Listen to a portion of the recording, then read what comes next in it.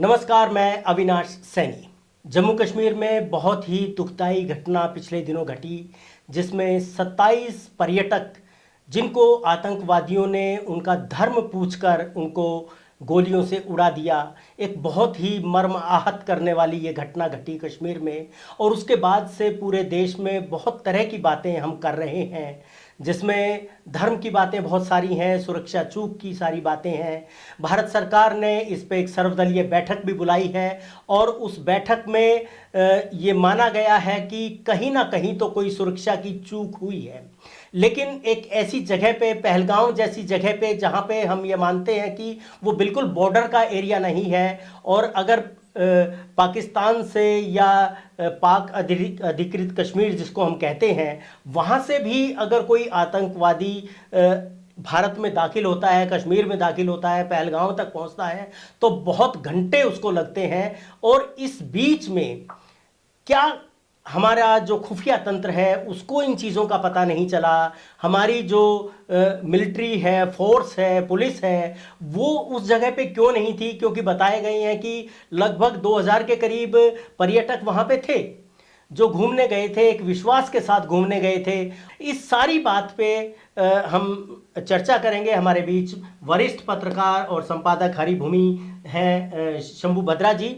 शंभू भद्रा जी, आपका स्वागत है इस बातचीत में। और नमस्कार। बहुत ही दुखी मन से इस पे बात की जा रही है। अभी मन था, जिस दिन पहले दिन ही हुआ उसी दिन मन था कि इस पे कोई वीडियो बनाई जाए, लेकिन इसका कोई और छोर दिखाई नहीं दे रहा था। सभी तरह एक ही तरह की बातें हो रही थी, और उसमें पीड़ा ज़्यादा थी। तो मुझे लगा कि थोड़ा ठहर ठहर के इस पे बात की जाए तो ज़्यादा बेहतर रहेगा। आप क्या कहते हैं इस पूरे मामले पे? नहीं, आप सही कर रहे हैं। और ये एक मन को व्यथित करने वाली घटना है। पूरे देश दुखी है। और जिस तरह से धर्म पूछ करके खास करके नॉन मुस्लिम्स को टारगेट किया गया, सिर में गोली मारी गई, तो ये सारी घटना से पूरे देश आहत है, पूरे देश को पीड़ा है। और ये केवल आतंकवाद ही नहीं है, आतंकवाद का जो एक खतरनाक रूप हो सकता है वो आपको इसमें देखने को मिल रहा है कि आप खास वर्ग के लोगों को टारगेट करके मार रहे हैं। जी। लेकिन बड़ा सवाल ये है कि ये घटना हुई कैसे? क्योंकि कश्मीर में 2018 से ऑपरेशन क्लीन चलाए जा रहे हैं। जब 2014 में सरकार बनी केंद्र में नरेंद्र मोदी की, तो उनकी इस सरकार की एक ही थी कि हम देश को आतंकवाद मुक्त करेंगे और कश्मीर को आतंकवाद मुक्त करेंगे। इस दिशा में सरकार को थोड़ी सफलता भी मिली कि देश के अंदर में जहाँ जहाँ आतंकवादी हमले हो रहे थे उस पे ब्रेक लगा। आतंकवाद के खिलाफ सरकार ने जीरो टॉलरेंस नीति अपनाई। हमारे जो सुरक्षा बल, सेना समेत सबको छूट दी गई। ऑपरेशन क्लीन शुरू किया गया, और उसके बाद कश्मीर में आतंकवाद को कॉर्नर किया गया। बहुत सारे आतंकवादी मारे गए उसमें। लेकिन धीरे धीरे करके कश्मीर में ये लगा कि नॉर्मलेसी की तरफ हम बढ़ रहे हैं और आतंकवाद जो है सो वहाँ से ख़त्म हो रहा है। और एक समय में लगा कि कश्मीर के केवल 5 ज़िले ऐसे हैं जहाँ तक आतंकवाद, दक्षिण कश्मीर के 5 ज़िले तक बिल्कुल जो पीओके का जो एलओसी का जो बॉर्डर इलाका है वहाँ तक सीमित हो गया। कश्मीर के भी बहुत सारे हिस्से ऐसे थे जहाँ से कि लगा कि आतंकवाद ख़त्म हो गया है। लोगों में एक लेकिन विश्वास पैदा लोगों हुआ। में एक विश्वास पैदा हुआ, और धीरे धीरे सरकार ने उस तरफ प्रयास भी किया। धारा 370 हटाया, 37A को ख़त्म किया, और उसके बाद वहाँ पे डेवलपमेंट को आगे बढ़ाया गया। राज्यपाल शासन लगा लेकिन इसके बाद 2019 के बाद अगर आप देखें तो इधर 5 साल में निश्चित रूप से सरकार की और सुरक्षा बलों की तमाम कोशिश के बावजूद बड़े बड़े आतंकवादी हमले हुए। और जी। वो देश को लगा कि जो जिस तरह से सरकार सोच रही है और जिस तरह से हम सोच रहे हैं उस तरह से वहाँ पे रिजल्ट नहीं मिल रहा है। और आतंकवाद को जो लोग भी प्रमोट करते हैं, चाहे वो वहाँ के स्थानीय ग्रुप हों या अलगाववादी लोग हों या विदेशी ताकतें हों, जो लोग भी प्रमोट कर रहे हैं, वो भारत को समय समय पर एक मैसेज वहाँ से आता रहा कि आतंकवाद ख़त्म नहीं हुआ है और आतंकवाद वहाँ पे किसी न किसी रूप में मौजूद है और वो चल रहा है। अभी जो पहलगाम की घटना है, इसमें अगर आप देखेंगे तो कम्प्लीटली आपकी बात सही है कि बॉर्डर से बहुत दूर है पहलगाम। एक शांत इलाका है जो एक पर्यटन के हिसाब से काफ़ी इम्पोर्टेंट है। तो जी। दो चीज़ की भाई, वहाँ पर्यटन शुरू किया गया, टूर ऑपरेटरों ने लोगों को बुलाना शुरू किया, तो उसकी इन्फॉर्मेशन सरकार के पास नहीं थी। जैसा कि सर्वदलीय बैठक में खुद ही जो हमारे मंत्री हैं किरण रिजिजू ने खुद ही बोला है कि इस तरह की चीज़ें थी कि वहाँ पे जो ऑपरेशन हो रहे थे उसकी जानकारी न, अभी तो कम से कम जम्मू कश्मीर में एक चुनी हुई सरकार है, जी। तो उस सरकार के पास भी नहीं थी। जो आपकी सुरक्षा बल एजेंसियां हैं उनके पास भी सूचना नहीं थी। इस रास्ते से अमरनाथ यात्रा शुरू होती है, वो जून के आसपास शुरू, जिसकी सरकार ज़ोर शोर से तैयारी कर रही है। इसके बाद भी वहाँ पे इस टाइम में लैक ऑफ सिक्योरिटी थी। तो दो तीन चीज़ें हैं जिस पे हमें गौर करना चाहिए कि एक तो कश्मीर जैसे सेंसिटिव इलाका जहां आप आतंकवाद से लड़ रहे हैं, पीछे उरी पुलवामा जैसे घटना घटी, कुछ ही दिन 24 में पहले जो है सो टेररिस्ट ने यात्रियों से भरे हुए बस में लोगों को गोली मारी। तो ये सब जब बड़ी बड़ी घटनाएं घट रही हों, इतना सेंसिटिव हो, आप ऑपरेशन चला रहे हैं, इसके बाद भी अगर किसी आतंकवादी को या किसी आतंक ग्रुप के लोगों को बॉर्डर से पार करके इतने अंदर आने का मौका मिल रहा है, तो कैसे मिल रहा है, ये हमें अवलोकन करने की ज़रूरत है। हमें अपने सरकार के स्तर पे, अपने सुरक्षा बलों के स्तर पे और अपने जो हमारे इंटरनल जो खुफिया सोर्सेज हैं, हमारे जो तंत्र हैं, इंटरनल जो खुफिया तंत्र हैं, जिसमें आईबी आता है, जिसमें स्टेट की सीआईडी है, तो इन तंत्र को और एक्टिव होकर के देखने की ज़रूरत है कि कहाँ पे चूक रही, कहाँ पे मिस्टेक हुई, कि हमें भनक तक नहीं लगी।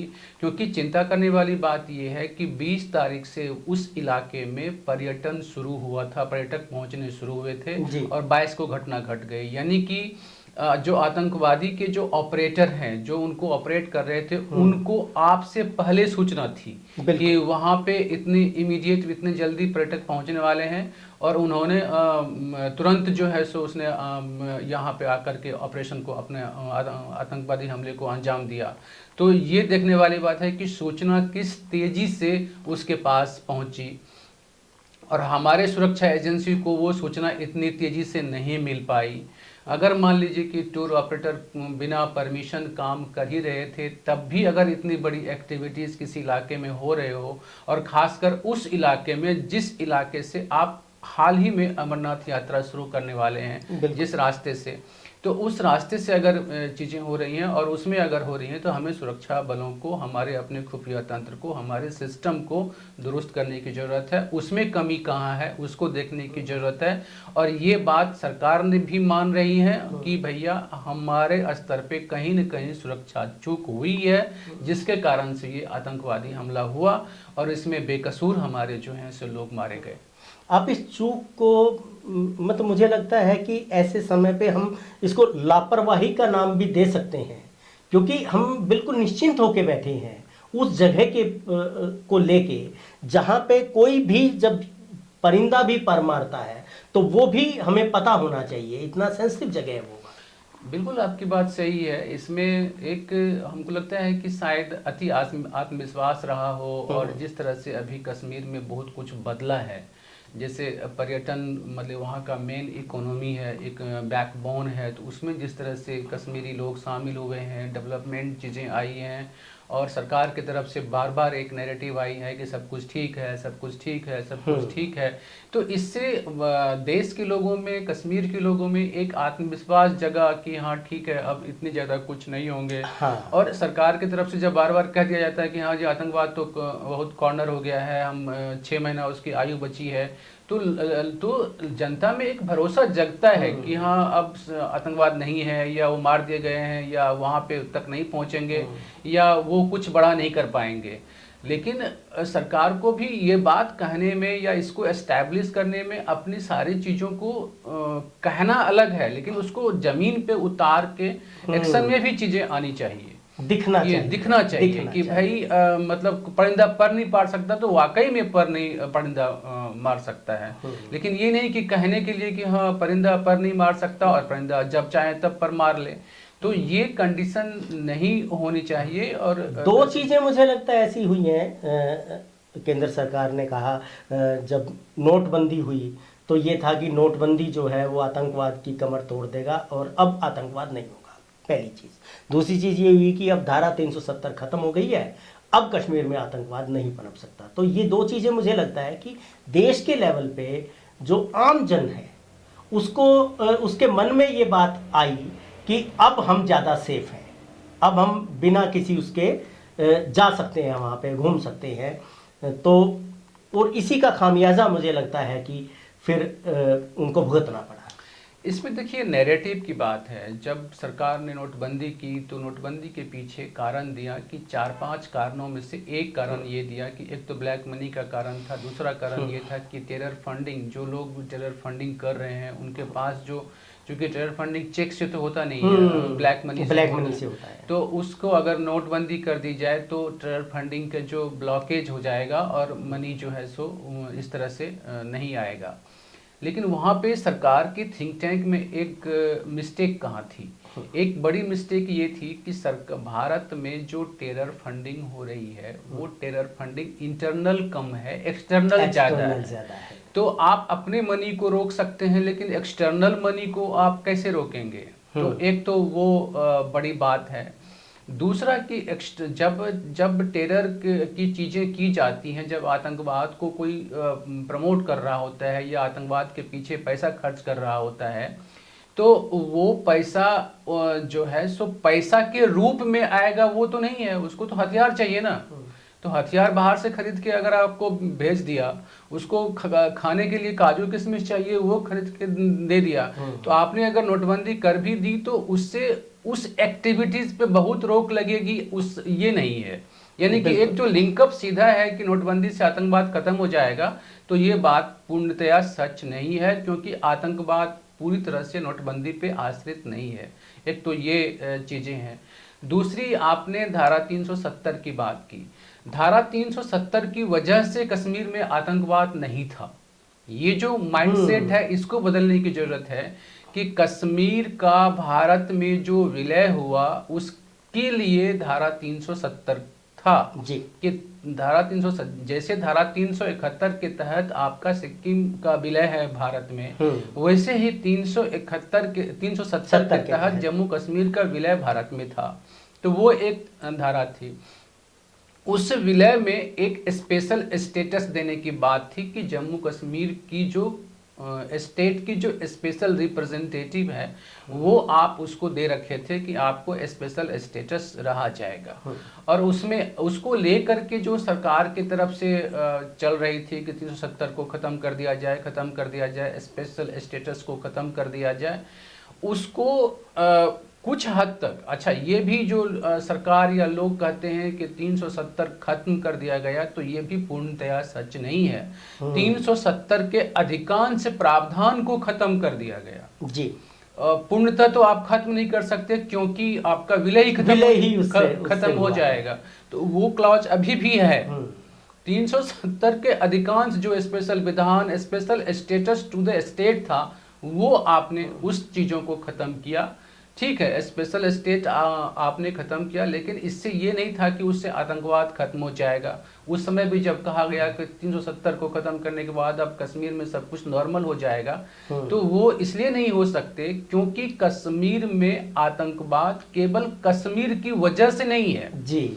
कश्मीर के जो लोग हैं वो उसमें शामिल नहीं है, उनमें एक मतलब मुश्किल से % लोग भी नहीं है जो कि उस माइंडसेट से हैं। तो 99.9% लोग ऐसे हैं जो उसको भुगत रहे हैं, वो पीड़ित हैं।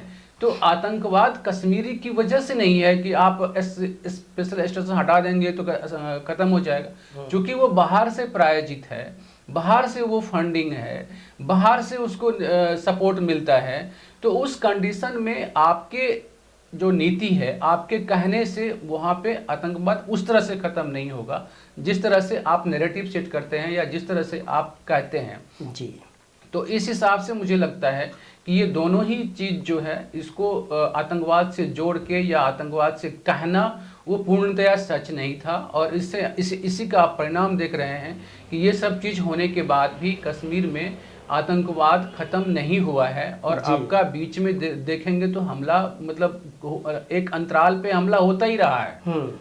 एक आप पैटर्न देखेंगे बिल्कुल। तो 2014 से ही अगर नई सरकार के आने की बात ही करें, पहले तो हो ही रहे थे आतंक हमले देश भर में, 1980 से लगभग आतंकवाद वहां पे है। आतंकवाद है। लेकिन 14 से भी देखेंगे आप, जो कि सरकार अपने लेवल पे बहुत बार दावा करती है, तो 14 से भी देखेंगे तो 24 तक में 25 तक में आपके हर वर्ष कुछ न कुछ आतंकवादी हमले, कुछ न कुछ चीजें होते रहे हैं। और वहाँ पे अगर टोटल आंकड़ा देखेंगे तो लगभग 289 छोटे बड़े आतंकी हमले हुए हैं इस 10 साल में। तो मतलब संख्या छोटी नहीं है। तो ये तो एक स्थिति है जिसमें हम सब हैं आज के। हाँ, इसको मुझे लगता है कि इसको एक फाइनल कि कश्मीर में हमें अपने सुरक्षा व्यवस्था का आकलन करना चाहिए, उसे हमेशा एक्टिव मोड पे रखना चाहिए। ऑपरेशन क्लीन सुस्त क्यों पड़ा ये देखना चाहिए। सुरक्षा में खुफिया जानकारी कहाँ लैक हुई, कहाँ कमजोर हुई, कहाँ पे आपको नहीं मिली, ये सारे चीज हमको बैठ के आत्ममंथन करने की जरूरत है। किसी पे अगर हम एक उंगली उठाते हैं तो अपनी तरफ 4 उंगली उठती है। तो यानी कि कोई भी अभी हम कहने के लिए कह दें कि फलना आया और हमारा इस पे ये हमला करके चला गया, तो भाई हम इतने कमजोर क्यों हैं कि हम पे कोई आके हमला करके चला जा रहा है। हम उसे अपने आप मान लीजिए बॉर्डर की बात कीजिए, तो बॉर्डर पे आपने कितने सिस्टम अभी आपने डेवलप किए, जो हमने जी लेजर लगाया जी, हमने जी बाढ़ को सुरक्षित किया जी, हमने बॉर्डर पे परिंदा पक नहीं मार सकता। तो जहां पे आपके बॉर्डर जो इंटरनेशनल बॉर्डर है, अंतर्राष्ट्रीय सीमा है, वहां तो आपने बाड़बंदी कर रखी है, वहां आपके बीएसएफ जवान भी तैनात रखते हैं। लेकिन जो पहाड़ी इलाका है, जो जिसको हम एलओसी बोलते हैं, तो एलओसी पे जो सुरक्षा चाक चौबंद है, इतनी टेक्नोलॉजी है, रडार है, तमाम चीजें हैं, इसके बाद भी हमारा बॉर्डर सुरक्षित क्यों नहीं हो पाता है। ये एक हमें चिंता करने की बात है कि या तो हम जो बात कर रहे हैं वो वहां है नहीं, अगर है तो फिर कैसे हो जा रहा है, फिर कैसे। तो ये तीनों सवाल है जिसको कि सरकार, हमारी सुरक्षा, सबको एक पॉजिटिवली इस पे सोचना चाहिए।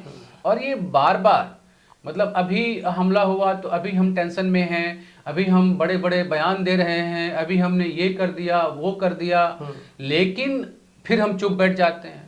बिल्कुल। तो आतंकवाद के खिलाफ जो लड़ाई है वो अनवरत चलने वाली बिल्कुल चीज है, अनवरत इसको एक्शन मोड में रखने की जरूरत है, तभी जाकर के आप कंट्रोल कर पाएंगे। और चूंकि आपका जो दुश्मन है, जो लोग ये कर रहे हैं, वो अदृश्य हैं, सामने नहीं है। तो आप सामने रहेगा तभी तो आप अर्जुन की तरह आप तीर मारेंगे।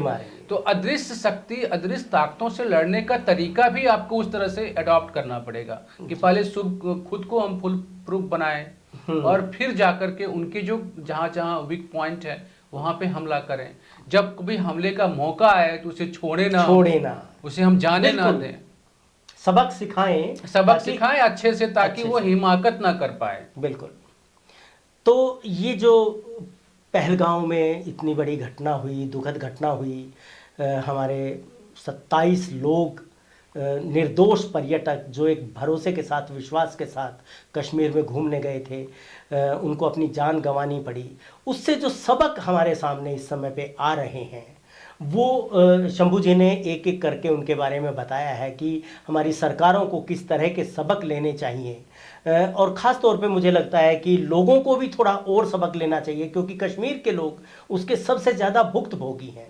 जब वहाँ पे गोलियाँ चलती हैं तो ये पहली बार ऐसा हुआ है जब आपको धर्म पूछ के मारा गया है। इससे पहले तो ऐसा नहीं होता था। बहुत सारे पुलिस के जवान जो मुस्लिम समुदाय से हैं, बहुत सारे वहाँ के लोकल लोग जो सुरक्षा बलों की मदद करते हैं, उनका पता चलता है तो आतंकवादी उनको भी निशाना बनाते हैं। बिल्कुल। तो जो साधारण लोग जो मारे जाते हैं, और उसकी वजह से कश्मीर अगर अस्थिर होता है तो वहाँ के पर्यटन पे, वहाँ की जीवन पे, इकोनॉमी पे जो प्रभाव पड़ता है उसको भुगतना पड़ता है वहाँ के लोगों को। तो आवाम को भी थोड़ा सा और सजग होने की ज़रूरत है, और सरकार को और ज़्यादा चाक चौबंद होने की ज़रूरत है। और ख़ास तौर पे ये जो बाहरी ताकतें हमारे देश को स्थिर करने की कोशिश करती हैं, जिसमें पाकिस्तान के बारे में हम बार बार कहते हैं, तो उस पर थोड़ा और नकेल कसने की ज़रूरत है। यही सबक इससे निकलते हैं। और हम हर हमले के बाद, हर ऐसी घटना के बाद ये कोशिश करते हैं कि अगली बार ऐसा ना हो, लेकिन हो जाता है। लेकिन हो जाता है। जब उरी की घटना घटी, पहलवान ये पुलवामा घटना घटी, तो हमें लगा कि अब तो ये ऐसा कुछ होने वाला है नहीं, लेकिन उसके बाद भी उससे बड़ी घटनाएं घट जाती हैं जी। और निहत्थे लोग, ये बेकसूर लोग मारे जाते हैं। और सबसे इस तरह की घटना से जो आतंकवाद को जो लोग भी पाल पोस रहे हैं, या इसके पीछे जो लोग भी शामिल हैं, जैसे लश्कर का जो ग्रुप है, TRF ने जिम्मेदारी ली कि हमने हमला किया, उसका मकसद क्या था? उसका मकसद ये था कि कैसे भी कश्मीर में जो सरकार नॉर्मलेसी की बात करती है वो बात झूठ साबित हो जाए। एक दूसरा, हिंदू मुस्लिम में डिवीजन क्रिएट हो, क्योंकि बीजेपी की तरफ से विश्व हिंदू परिषद हैं, चाहे बजरंग दल हैं, इस तरह के दलों में कई सारे ऐसे नेता हैं जो विभाजनकारी बयान देते हैं, जो कई बार ऐसे बयान देते हैं जो हिंदू मुस्लिम डिवीजन को बढ़ाता है। तो ये बयान जब आप देते हैं तो जो हमारे विदेशी दुश्मन हैं उनको लगता है कि देश के अंदर में तो डिवीजन पहले से चल रहा है, तो उसमें केवल एक हवा देनी है, एक तिल्ली लगानी है। और इस हमले में आपने देखा कि चूंकि जात धर्म पूछ के वो गोली मार रहे थे, तो आपके अंदर में जो लोग थोड़े से, मतलब सरकार से हट के जो राजनीतिक दल हैं, उसमें जो इमैच्योर लोग हैं, जिनको बोलना नहीं आता, बोल नहीं सकते, ऐसे लोग ऐसी बातें बोलते हैं जिससे लगता है कि हिंदू मुस्लिम के बीच में एक डिवीजन क्रिएट हो रहा है। हालांकि सरकार के स्तर पे सरकार ऐसा कर नहीं सकती है, अपनी सारी योजनाएं सभी नागरिकों के लिए होती है, तो आप कर नहीं सकते ऐसा। लेकिन ऐसा नैरेटिव सेट कर दिया जाता है, ऐसी चीजें हो जाती हैं जिससे कि विदेशियों को, ताकत को, जब आप समझते हैं कि आप आतंकवाद का सामना कर रहे हैं, आप ये भी समझते हैं कि पाकिस्तान इसके पीछे लगा हुआ है, तब आपके अंदर में अगर ऐसे नैरेटिव आएंगे तो उनको तो तिल्ली लगानी है, हवा देनी है। बिल्कुल। और अभी इस कंडीशन में यही हुआ कि धर्म पूछ के आपने वहां पे, ऐसी बात नहीं है। अभी भी जब हमने देखा कि पिछले 4-5 सालों में जो टारगेट किलिंग हुई है, जिसमें कि बिहार, यूपी के नॉन मुस्लिम मजदूरों को मारा गया। जो सरकारी स्टाफ थे, स्कूल में जाकर के टीचर को, हिंदू टीचर को मारा गया, तो वो भी टारगेट था, लेकिन पूछ के नहीं किया गया। हाँ, टारगेट वो वहां भी मैसेज यह था कि नॉन मुस्लिम्स को हम यहाँ पे मारने का संकेत दिया ताकि डिवीजन और पैदा हो। इस बार के से उनकी कोशिश यही थी आतंकवादियों की, या उसके पीछे के लोगों की, कि भारत का जो ये डिवीजन है उसको और बढ़ाया जाए। तो उसमें आप इसका असर दिखा है। मतलब अभी देश में जिस तरह के वीडियोस आ रहे हैं सोशल मीडिया पे और मेन स्ट्रीम मीडिया पे भी जिस तरह की चीजें दिखाई जा रही हैं, वो ये है कि हम इस डिवीजन को, जो आतंकवादी चाहते थे कि हिंदू मुस्लिम में नफरत पैदा हो, फ्रैक्शन पैदा हो, दूरियां पैदा हो, उन्हीं के हम हाथ की कठपुतली बन रहे हैं।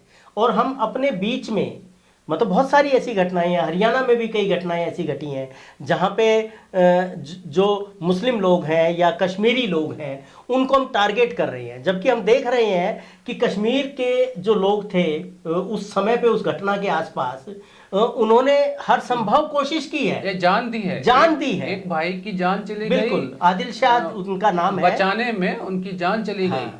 तो उन्होंने, जिन लोग बयान दे रहे हैं कि जिन होटलों में हम रुके उन्होंने पैसे नहीं लिए, वो गाड़ियों में अपने घर लेके जा रहे हैं, वो हमें पानी पिला रहे हैं, हमें हमारी जान बचा रहे हैं।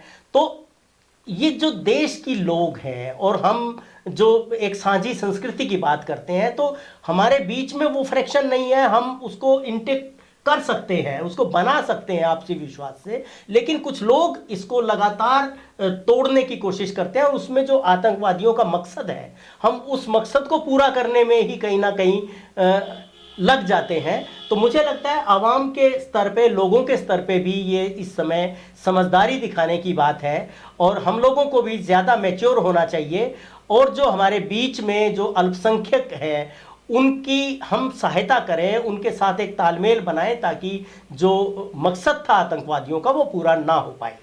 देखिए, यहाँ पे मैं जोड़ना चाहूँगा कि भारत की जो ताकत दुनिया में अगर देखेंगे तो भारत की बड़ी ताकत क्या थी? भारत की बड़ी ताकत थी भारत की सांस्कृतिक ताकत थी। भारत सांस्कृतिक रूप से एक मजबूत राष्ट्र, चाहे वो भारत देश के रूप में रहा हो या ना रहा हो।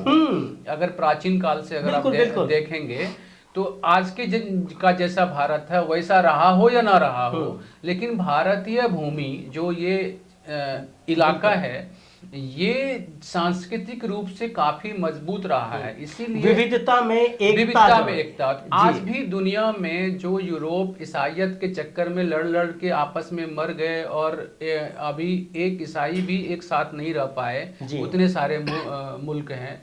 अमेरिका की वही हालत है। दुनिया में अगर अधिकांश देश देखेंगे तो कहीं 40,000, कहीं 50 लाख, कहीं 2 करोड़, इतने इतने आबादी के देश हैं। लेकिन अभी भी भारत एक ऐसे देश के रूप में खड़ा है जहां पे सांस्कृतिक और धार्मिक विभिन्नता के बावजूद भारत एक मजबूत राष्ट्र के तौर पे डेवलप हो रहा है। बिल्कुल, जहाँ की चाहे मुस्लिम हो, सिख हो, ईसाई हो, हिंदू हो, सभी अच्छा मुस्लिम में भी सारे सेक्ट के लोग, इकलौता देश है जहां मुस्लिम देश में भी नहीं है, मुस्लिम में भी आपस में शिया सुन्नी की झगड़ा है, तो भी भारत में मुसलमान एक साझी संस्कृति के साथ, एक साझी विरासत के साथ हम जी रहे हैं। और इतने आक्रांता आए, कुछ भी हुआ, लेकिन भारत खड़ा रहा। और भारत की ताकत है भारत की विविधता, भारत की अनेकता, सांस्कृतिक भिन्नता, और वो सब में भारत हमेशा मजबूत रहता है, एक रहता है।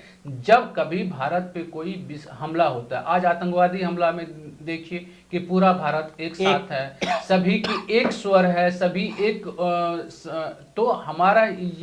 तो हमारी कोशिश होनी चाहिए राजनीतिक दल के स्तर पे भी कि आप ऐसी बात या ऐसी चीजें ना करें जिससे कि भारत में विभाजनकारी चीजें डेवलप हों। चाहे वो राजनीति के लिए ही अगर ऐसा कर रहे हो तो ये सबसे निकृष्ट राजनीति है कि आप राजनीति के लिए ना तो जातियों में विभाजन करें, ना धार्मिक विभाजन पैदा करें। ये दोनों चीज को रोकने की जरूरत है। और हमको लगता है कि आम जनता को भी इन दलों को संदेश देना चाहिए कि जो लोग भैया धर्म की बात करोगे हम वोट नहीं देंगे, जाति की बात करोगे हम वोट नहीं देंगे। बिल्कुल, चाहे आप निर्दलीय को वोट दे, लेकिन ये जनता में ये जरूरी है, एक जागरूकता होनी चाहिए, ये स्टैंड लेना पड़ेगा, नहीं तो भारत का टुकड़ा हो जाएगा। जी, हमारी ताकत आप ये देखिए कि 1947 में जब भारत बना तो अंग्रेज ये कहते थे कि इस देश में इतनी विविधता है, इतनी तरह की स्ट्रीम्स हैं, ये देश एक रह ही नहीं सकता, इसमें इतनी ताकत नहीं है। लेकिन आप ये देखिए कि हमारे साथ बना पाकिस्तान कुछ ही सालों में वो अधिनायकवाद में चला गया है और वहां पे कितने मर्डर्स हुए। और भारत आप ये देखिए कि कितना मजबूती से दुनिया का सबसे बड़ा लोकतंत्र है। यही हमारी ताकत है, यही हमारी खूबी है। हम आज भी एक हैं और डेवलप कर रहे हैं। बिल्कुल, मतलब एक डेवलपिंग कंट्री से हम डेवलप्ड कंट्री की तरफ बढ़ रहे हैं। तो ये हमारी ताकत है और इस ताकत को हमको बनाए रखना पड़ेगा। ये छोटे मोटे चीजों से जो कोई आतंकवादी हमला कर दे या कोई बयानबाजी हो जाए राजनीतिक दलों की तरफ से, तो हमें अपने राजनीतिक दलों को मैच्योर होने की जरूरत है। और आप राजनीति के लिए टुच्ची बातों का इस्तेमाल ना करें, सांप्रदायिक विभाजन पैदा ना करें, जातिगत स्तर पर विभाजन पैदा ना करें, भाषा विवाद पैदा ना करें। इन सब चीजों को आप क्रश करें, इसको खत्म करें। और जब देश में संविधान है, ऑलरेडी संविधान से आप संचालित हैं, तो संविधान को मजबूत करने की दिशा में काम करें, सभी दल भी, सभी लोग भी। और कश्मीर जैसी घटना को रोकने के लिए हमें अपने आत्म अवलोकन की भी जरूरत है और हमें एक ऐसे प्लान चाहिए कि दुश्मन हमारी तरफ आंख उठा के ना देख सके। इसके लिए कड़ा सबक देने की भी जरूरत है। जी बिल्कुल, आपने बहुत तरतीब से चीज़ों को रखा। बहुत बहुत शुक्रिया इस वीडियो के लिए, और आपसे अनुरोध कि ये जो बातें उठाई गई हैं इन पे मनन कीजिए, खुद से सोचिए और तब फैसला लीजिए। नमस्कार।